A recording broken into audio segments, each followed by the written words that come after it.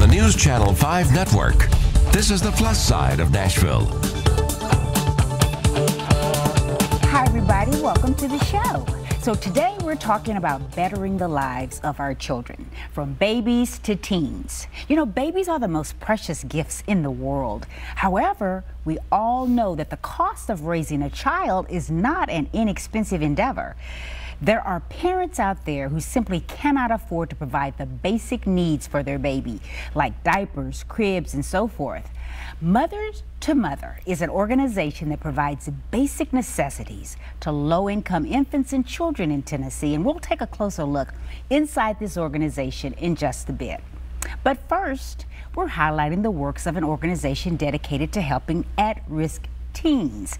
Creighton, Miss Tennessee International and founder of Erika's Safe Place is my guest. Welcome. Thank you. Thank you. Well, a lot has changed since the last time we saw you. Yes.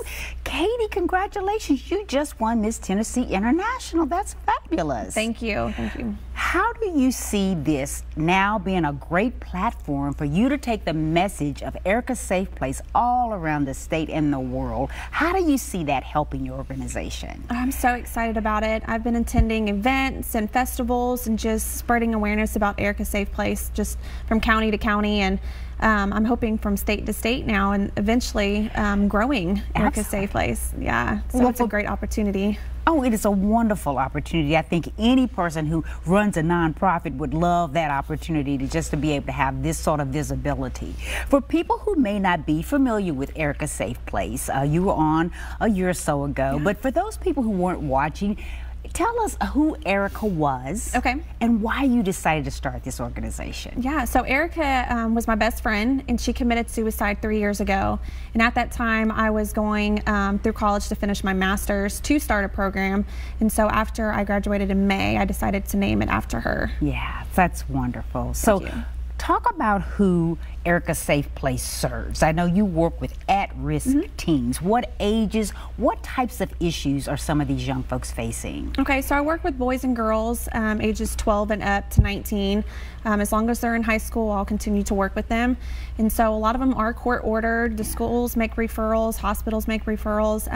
It's just kids struggling with everyday issues like anger, alcohol and drugs, self-harm, being bullied, educational needs, issues at home, whatever it may be. So we have a 5-week curriculum that we work through. Have some of these young folks been basically taken out of the home, Katie, and are you working to try to get them back home with their parents? So not my kids that are in my group that I have, but I do supervised visits, and those kiddos have been removed from their parents, and so I'm working with their parents to get their rights back. You also work with the Williamson County Juvenile Court. Yes. Do they make references to you? How does that work? Majority of my kids are court-ordered from juvenile court, so they are a partner of mine, and so is Department of Children's Services and CASA. And so, like I said, majority of them are court-ordered. My supervised visits are court-ordered as well. What does a 5-week visit look like? What types of education or issues or that you're working with on these young people? What types of things do they do in the program? So I meet them twice a week, Monday and Wednesdays. My boy group is first, and then my girls group. And then so we work through a curriculum. We have worksheets, they have homework, we have projects that we do together at the house. It's really active group, and just kind of keep them engaged. And like I said, depending on the topic of that day, it could be anger management. So we would do a project pertaining to anger management, and then the following day would be a different topic. So we kind of work through a bunch of different things because we know that the underlying issue to anger or self-harm, there's something else going on. So we hit on several topics. How many, I know you've been doing this program, you said about 3 years now. You've had quite a few young people come through the program. How many would you say you've worked with so far? Well, we are actually, it'll be 3 years in October, and so for the last 2.5 years, I've served over 90 children and their families. And is it primarily Williamson County youth?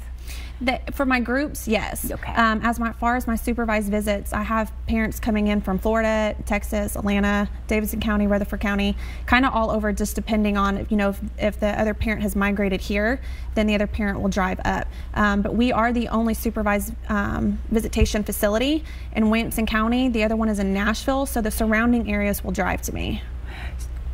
So we talked about this before, and I think it's really interesting that you have a boy group and a girl group. Why did you think it was important to sort of separate the two? Oh, I learned the hard way. So when I first started, my teens were together and they just distract each other. The girls, majority of them have self-harm issues, and they don't open up and want to talk about what they experience and what's going on in front of the boys. And then the boys struggle more with anger, and then when the girls are around, they think it's kind of funny. So I've learned that they do better separated. Yes, absolutely. Yeah. You've also started mentorship programs, and you're looking for mentors. What do you look for in a mentor? So we just started that. I'm really excited about it. The kids that complete my program, I just want someone to kind of link up with them, so when they leave me, they can help them transition.